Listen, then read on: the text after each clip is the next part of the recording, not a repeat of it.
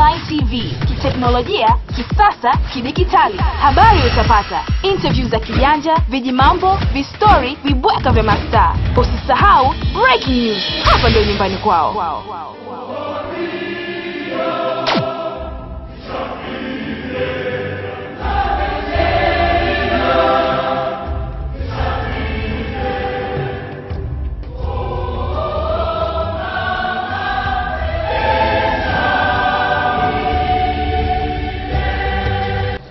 Katika utabiri wangu niliotoa mwaka jana tarehe 28 mwezi wa 12 nilizungumzia kuswala hilo, na nilisema kwamba mwaka huu wa 2015 kwa vile unaanzia siku ya Alhamisi, basi unatawaliwa na sayari ya Jupiter, na ile sayari ya Jupiter Mushtara ambayo asili yake ni moto. Maana zinakuwa ziko sayari mbili, kuna sayari ya samaki ambayo ni maji, alafu na Jupiter ambayo ni moto.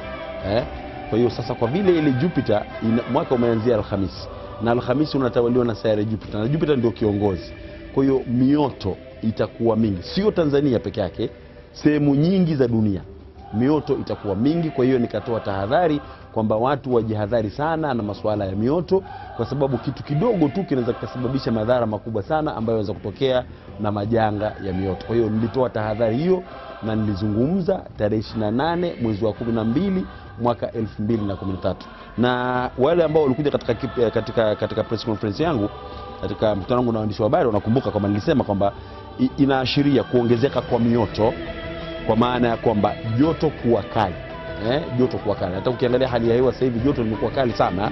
Alafu na majanga yanayotokana na moto katika sehemu mbali za dunia. Kitu kidogo tu kinapiga moto, kwa sababu sayari yenyewe inatawala ni sayari ya moto.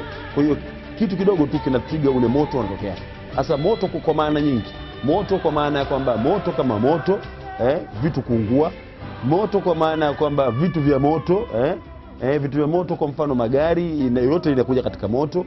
Moto kwa maana ya kwamba vita vile vile, kwa sababu risasi zikitoka zinawaka moto. Kwa hiyo ni mambo ambayo tutategemea katika mwaka huu wa 2015. Mambo kama hayo yatatokea na yatazidi kutokea. Kwa hiyo watu wana tahadhari sana. Nilizungumza kuhusu swala hili, na hili jambo ndio linatokea. Kama ulivyosema, kumetokea moto wapi huko, familia moja wamekufa, na hata kutokana na kauli za mtu mmoja, anasema ule moto wenyewe ulikuwa kiwaka kiajabu sana. Kuna mtu mmoja alisikia joto ndani akaamua kwenda kukaa nje, alafu anasema ule moto niliona unawaka kiajabu sana. Haya, ukiangalia hapa Tanzania, Kenya vile vile, siku 3 zilizopita kuna soko moja limeungua lot kwa moto. Mambo ya mioto, na kwa hiyo watu watahadhari sana, kwa sababu mwaka huu unatawaliwa na sayari hiyo, na sayari hii inaashiria kwamba haya masuala ya mioto itakuwa mingi, na tahadhari ichukuliwe kubwa sana. Na sisi watabiri tunapotoa, au wanajimu tunapotoa tahadhari hizi, watu wanazichukulia kwa uzito wake, kwa sababu tunazungumza mambo watu wanaona kasema tu ile kwa sababu shekhe labda anataka kitu au maalimu anataka kitu, lakini tunatoa ni tahadhari. Kama vile mtu anavyotoa tabiri za hali ya hewa kwamba jamani, msende baharini leo kuvua kwa sababu kuna upepo mkali utatokea, au kuna mvua kubwa zitakuja, au kuna nini, mambo kama yale. Na watu zamani kwa kidharau, lakini siku hizi wanafuatilia mambo yale.